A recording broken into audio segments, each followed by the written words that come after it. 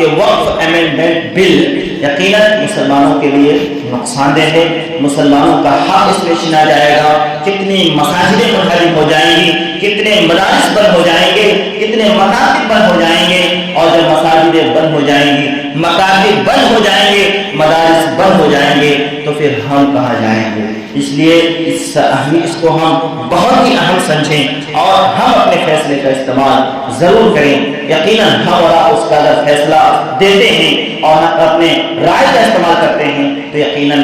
ہم پر جو مصیبت آنے والی تھی وہ مصیبت ٹل جائے گی۔ جمعیت علماء ہند نے یہ فیصلہ لیا کہ مسلمانوں کی رائے کے لیے ایک پلیٹ فارم تیار کیا جائے اور اس پلیٹ فارم کے ذریعے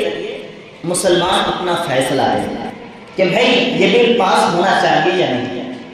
لہذا کہا کہ ریجیکٹ بل، اس بل کو ریجیکٹ کر دیں، اس نام سے ایک یہ بنایا گیا اور پھر اس میں مسلمان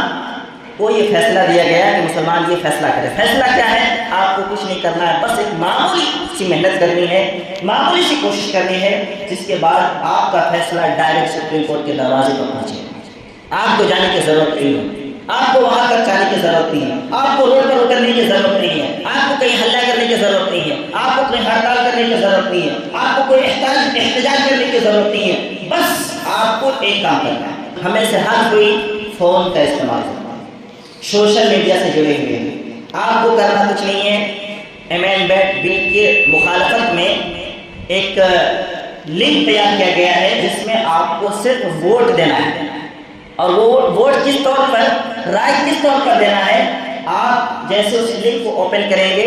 آپ ڈائریکٹ ای میل پہ چلے جائیں گے، اور ای میل پہ جانے کے بعد آپ کو کچھ نہیں کرنا ہے، سب کچھ اس میں لکھا ہوا ہے، بس آپ کو سینڈ بٹن پر کلک کرنا ہے، جس کے جیسے آپ کیجیے گا اس کے بعد آپ کا گویا کہ فیصلہ ڈائریکٹ وہاں تک پہنچ جائے گا، اور اس طرح کر کے آپ اپنے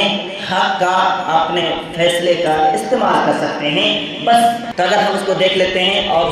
تھوڑی سی اگر محنت کر لیتے ہیں تو یقیناً یہ بل پاس ہونے سے رک جائے گا، اور جو خطرات کے بادل ہمارے سروں پر منڈا رہے تھے وہ خطرات کے بادل چھٹ جائیں گے اور پھر مسلمان پریشان ہونے سے بچ جائیں گے۔